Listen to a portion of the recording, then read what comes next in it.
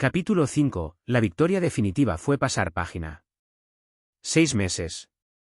Eso es lo que tardó en asentarse el polvo, en que el sistema legal procesara lo que Raquel había hecho, y en que mi vida se transformara en algo que apenas reconocía, pero de la mejor manera posible. El divorcio se finalizó una mañana fría de febrero. Lucía y yo nos sentamos en una sala de conferencias en los juzgados de Plaza de Castilla mientras el juez revisaba nuestro acuerdo.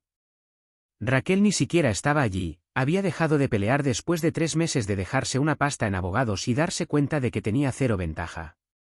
Los términos finales fueron mejores de lo que siquiera había esperado. Custodia principal completa de Javi, con Raquel teniendo visitas supervisadas un fin de semana sí y otro no. La casa en Pozuelo, la que habíamos comprado juntos, donde descubrí su traición, era mía. El 70% de nuestros bienes compartidos, incluyendo su plan de pensiones del colegio. Ella se quedó su coche y sus cosas personales. Eso fue básicamente todo. Lucía me dio la mano al salir del juzgado. Lo has jugado perfectamente, David. Llevo 15 años ejerciendo derecho de familia, y rara vez he visto a alguien mantener ese nivel de compostura y pensamiento estratégico a través de un proceso tan emocionalmente devastador. Deberías estar orgulloso. Y lo estaba. No del divorcio en sí, eso no era algo para celebrar, sino de cómo lo había manejado. No había perdido los papeles. No había tomado decisiones impulsivas. No había dejado que Raquel me manipulara a una posición de debilidad. Me había mantenido en silencio, estratégico, y había salido por el otro lado con mi dignidad intacta y mi futuro asegurado. Javi se adaptó mejor de lo que esperaba. Los niños son resilientes así. Hizo preguntas, por supuesto, ¿por qué mamá ya no vive con nosotros, y por qué solo veo a mamá algunos fines de semana? Y se las respondí tan honestamente como pude sin poner a parir a Raquel. Porque la cosa es esta, ella seguía siendo su madre. Y por mucho que odiara lo que me había hecho, a nosotros, no iba a envenenar a mi hijo contra su propia madre. Ese no es el tipo de padre que quería ser. Le dije, a veces los mayores toman decisiones que significan que ya no pueden vivir juntos. Pero mamá y papá te quieren muchísimo, y eso nunca va a cambiar. ¿Simple? Apropiado para su edad. Lo suficientemente cierto sin entrar en los detalles feos que no necesitaba saber. Nos quedamos la casa, Javi y yo. Repinté su habitación, eligió este color azul brillante que honestamente me hacía un poco de daño a la vista, pero le encantaba, así que ¿qué más da? Conseguimos un perro nuevo, un beagle rescatado llamado Cooper que dormía a los pies de la cama de Javi cada noche. Contraté a una chica para limpiar un par de veces por semana porque equilibrar ser padre soltero y un trabajo exigente no era exactamente un paseo por el parque. Pero lo resolvimos. Construimos rutinas. Nos convertimos en nuestro propio pequeño equipo. El trabajo de hecho mejoró, lo cual me sorprendió. Esperaba que mi rendimiento cayera en picado durante el divorcio, pero pasó lo contrario. Quizás fue porque el trabajo se convirtió en mi refugio, el único lugar donde tenía control total y podía medir el éxito en términos concretos. O quizás fue porque había aprendido a través del proceso de divorcio que era capaz de mucho más de lo que me había reconocido a mí mismo. De cualquier manera, 3 meses después de presentar la demanda, mi jefe me llamó a su despacho y me ofreció el puesto de director senior al que le había echado el ojo desde hacía 2 años. Un aumento del 30%. Mi propio equipo. Despacho en esquina con vistas al centro de Madrid. Lo estás petando últimamente, David, dijo. Lo que sea que estés haciendo, sigue haciéndolo. Si él supiera que lo que estaba haciendo era canalizar toda mi rabia y dolor en convertirme en la mejor versión posible de mí mismo. Pero oye, lo que funcione, ¿no? Mientras tanto, la vida de Raquel se había ido completamente al garete. No busqué información sobre ella, no lo necesitaba, pero Madrid es un pañuelo, y las noticias vuelan. A través de amigos mutuos, a través de los comentarios ocasionales de Javi, por el boca a boca, escuché cosas. Se había tenido que ir de nuestra casa obviamente, y con su sueldo de profesora y la deuda que había acumulado en abogados, acabó en un estudio en Vallecas, un barrio obrero, nada que ver con donde vivíamos. No es terrible, pero definitivamente un bajón del nivel de vida que llevaba. Se buscó un segundo trabajo de camarera en una franquicia cerca de la M30. La imagen de Raquel, que solía mirar por encima del hombro sitios así, ahora sirviendo bravas a turistas y universitarios por propinas? Eso era justicia poética pura. Sus padres seguían sin hablarle.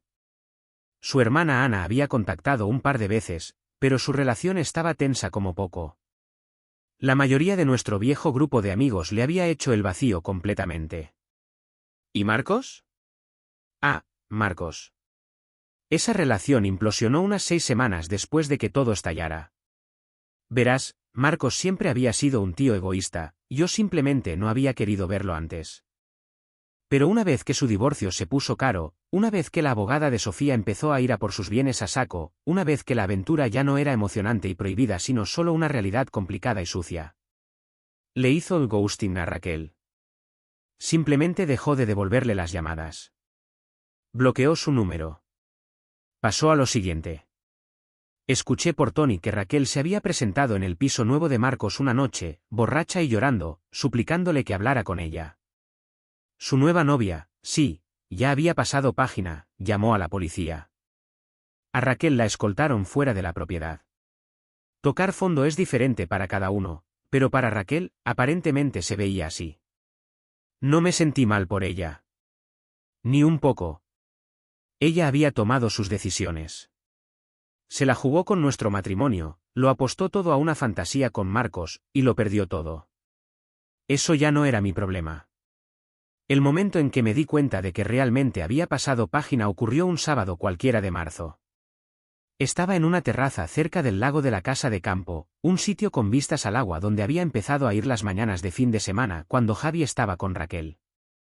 Estaba leyendo el periódico, tomando un café solo, simplemente disfrutando de la paz y el silencio.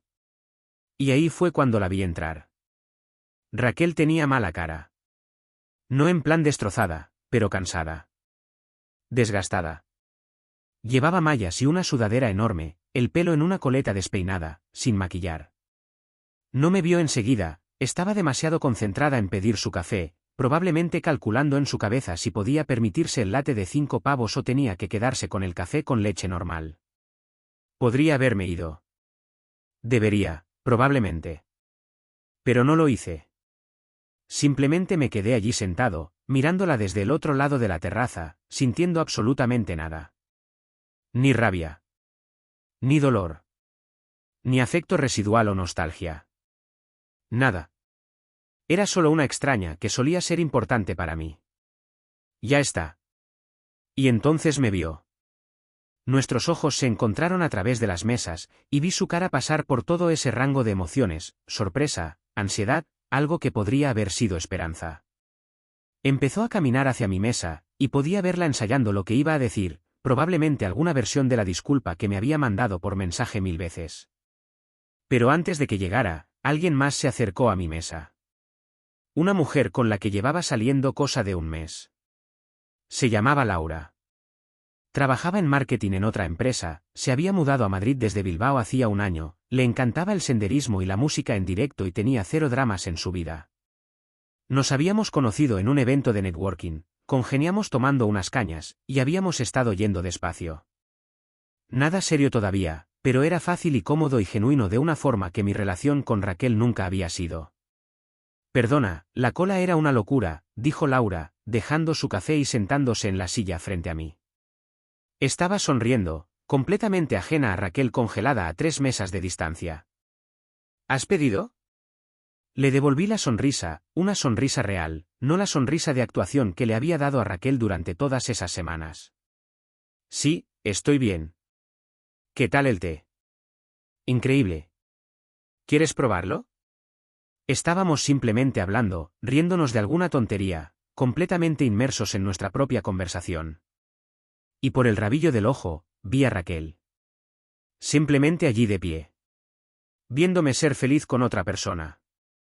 Viéndome reír y estar presente y ser la versión de mí mismo que nunca había sido del todo con ella porque siempre había estado andando con pies de plomo, siempre gestionando sus estados de ánimo, siempre haciendo el papel del marido que ella necesitaba que fuera en lugar de simplemente ser yo mismo. La mirada en la cara de Raquel en ese momento, la recordaré siempre. No era rabia o celos exactamente. Era darse cuenta. El entendimiento repentino de que yo había pasado página. Completamente. Que no estaba destrozado o roto o esperando a que ella arreglara las cosas. Que había construido una vida nueva entera sin ella, y que era genuinamente, auténticamente feliz. Se dio la vuelta y salió de la cafetería sin coger su café. Y yo simplemente seguí hablando con Laura sobre nuestros planes para el resto del día, sobre el concierto que íbamos a ver esa noche, sobre nada y todo. Porque Raquel ya no era parte de mi historia.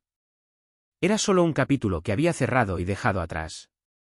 Más tarde esa noche, Laura y yo estábamos en la sala Sol viendo a un grupo tocar, y me preguntó algo que me pilló desprevenido. Pareces muy en paz contigo mismo. Como centrado. No sé cómo describirlo de otra forma. ¿Es así como eres simplemente?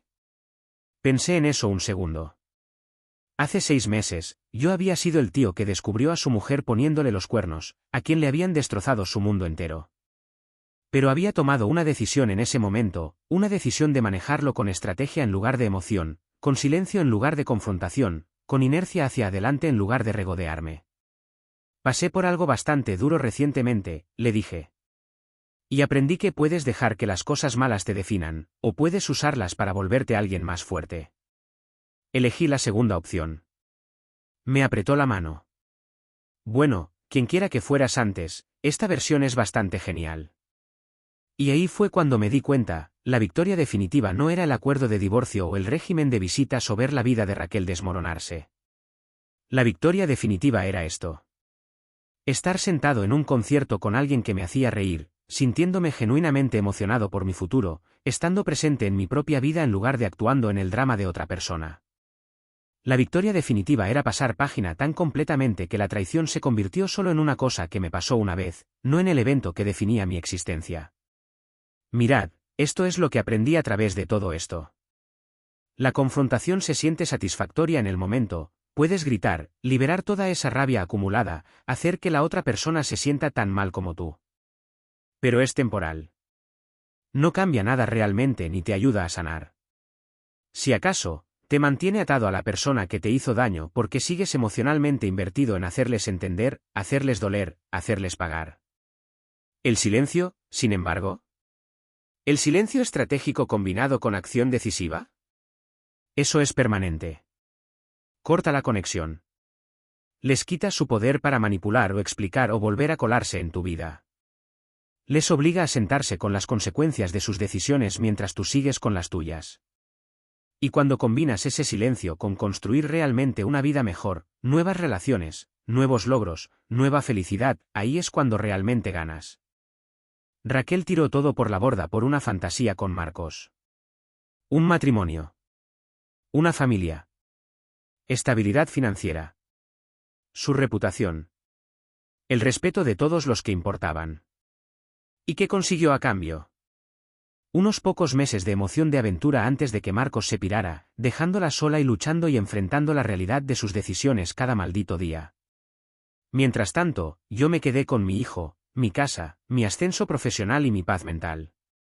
Pude reconstruir bajo mis propios términos, sin alguien constantemente socavándome o mintiéndome o haciéndome cuestionar mi propia realidad. Pude descubrir que era más fuerte, más listo y más resiliente de lo que nunca me había reconocido. Esa noche en la terraza, cuando Raquel me vio feliz con Laura, finalmente entendió lo que yo había sabido durante meses, su traición no me rompió. Me liberó. Me dio permiso para dejar de conformarme con una relación que nunca estaba del todo bien, dejar de poner excusas para alguien que no me respetaba, dejar de interpretar un papel en la historia de otro. Así que sí, el silencio siempre fue la respuesta. No porque le doliera a Raquel más de lo que lo habría hecho la confrontación, aunque absolutamente le dolió. Sino porque me dio el espacio y la claridad para darme cuenta de que la mejor venganza no es devolvérsela. No es hacerles sufrir o probar que estaban equivocados o ganar alguna competición imaginaria. La mejor venganza es construir una vida tan plena, tan auténtica, tan genuinamente feliz que la persona que te traicionó se vuelva completamente irrelevante en ella. Se convierten en una nota al pie en tu historia en lugar del personaje principal en tu presente. Y cuando te ven prosperar sin ellos, cuando se dan cuenta de que no necesitas sus disculpas o explicaciones o presencia, ahí es cuando realmente entienden lo que perdieron. Raquel perdió a un buen hombre que la quería, que habría hecho cualquier cosa por ella, que construyó una vida con ella. Yo perdí a alguien que nunca estuvo realmente en mi equipo para empezar. Esas no son pérdidas equivalentes. Ni de lejos.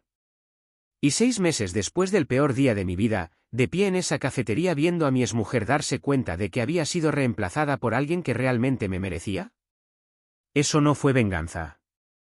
Eso fue simplemente justicia. Consecuencias naturales alcanzando finalmente a decisiones que merecían consecuencias.